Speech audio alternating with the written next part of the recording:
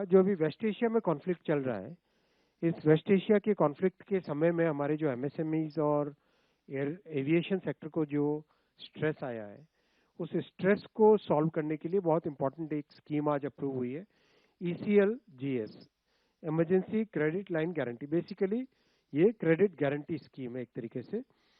और ये मॉडल अगर आप देखें तो कोविड के समय से ये मॉडल स्थापित हुआ है, और इस मॉडल में सबसे इंपॉर्टेंट है कि मॉरल हैजार्ड नहीं रहता।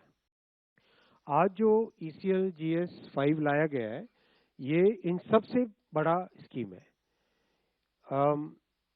क्योंकि यही टाइम है जब दुनिया भर में जब लोग ऑल्टरनेट सप्लाई चेन की तरफ अट्रैक्ट हो रहे हैं, तब हमारे एमएसएमईज और हमारे एक्सपोर्टर्स को, हमारे मैन्युफैक्चरर्स को एक अगर स्ट्रांग सपोर्ट मिल जाए तो वो लोग बहुत स्ट्रांगली अपने आप को दुनिया भर में स्टैब्लिश कर लेंगे।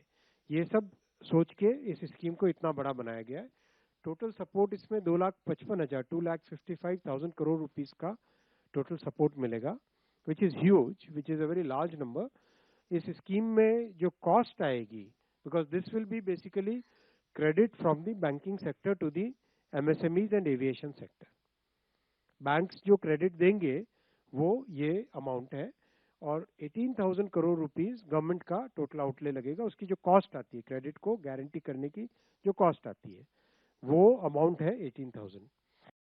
जो एमएसएमईज हैं उनके लिए up to 20% of the fund based working capital, 100 crore rupees के ऊपर जितना है, जितना क्रेडिट का रिक्वायरमेंट है उसका 20%। और एयरलाइंस के लिए अप टू 1,500 करोड़ रुपीस, क्योंकि उनका वर्किंग कैपिटल रिक्वायरमेंट ज़्यादा है ऐसे समय में जब aviation industry because of the West Asian conflict जो दिक्कत आ रही है उसको सपोर्ट करने के लिए ये स्कीम बनाई गई है।